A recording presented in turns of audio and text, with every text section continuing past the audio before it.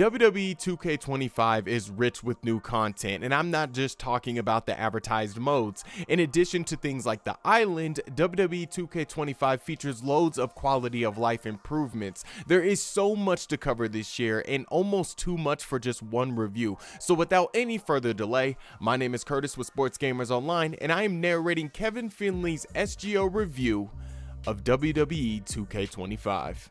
With the introduction of intergender matches, by far one of the most exciting features of WWE 2K25, comes an unexpected improvement on stables in tag teams. Using WWE 2K25's new management system, teams now support lineups for stables of 3 or more members.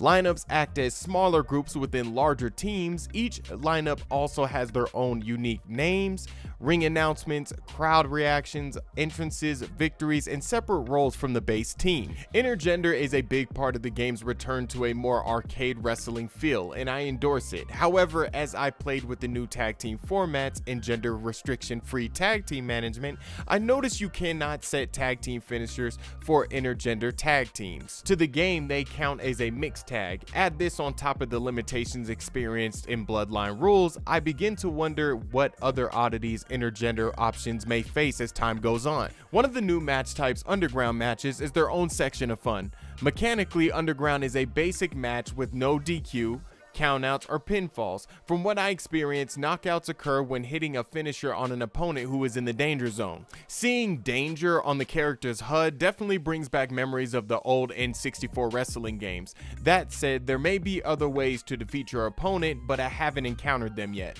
I mentioned several quality of life improvements in WWE 2K25. Outside the UI experience, players will notice many things as they move around the game. As advertised, chain wrestling has returned. This year's iteration is a definitive improvement over its predecessor, with the result being far more engaging.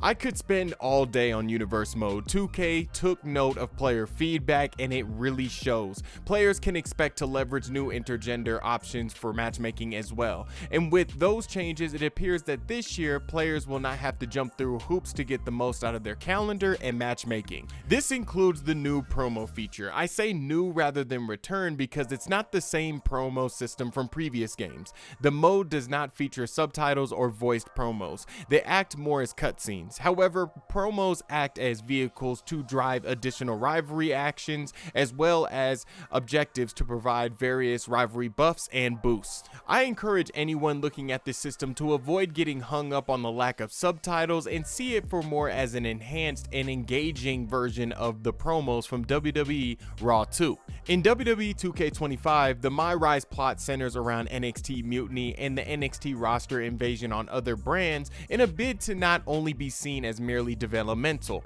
Setting voice acting aside, the mode handles the idea of brand warfare with maturity. Immediately, the mode calls for intergender matches, making NXT Mutiny feel different as a brand. Players will find that their male and female MyRise characters will interact. While the focus will still be on one or the other, players can swap over to the other in specific portions of the story. In addition, live events allow players to earn extra XP, leveling their superstar faster. While shoehorned into one of the 3 archetypes, I still found choices players make along the story rather compelling. It's no Baldur's Gate 3, but it does add a fun and much warranted level of player agency.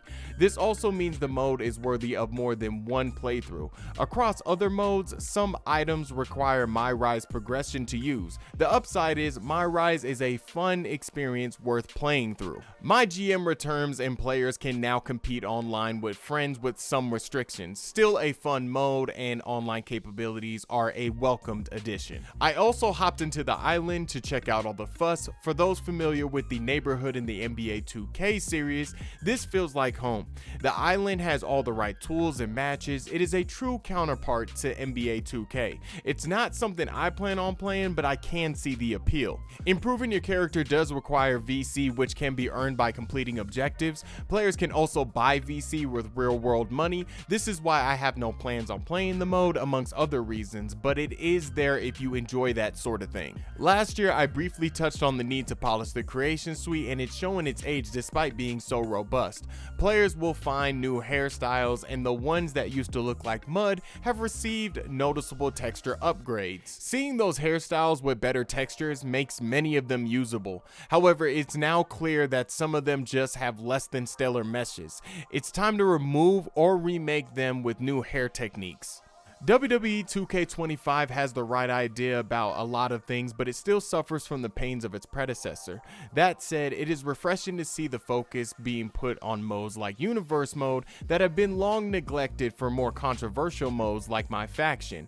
2K25 is a victory for gamers in that regard. The improvements to the game are noticeable and effective. Each mode's new addition brings life into the game in ways that players may not expect, and I for one am excited to continue putting the game through its paces.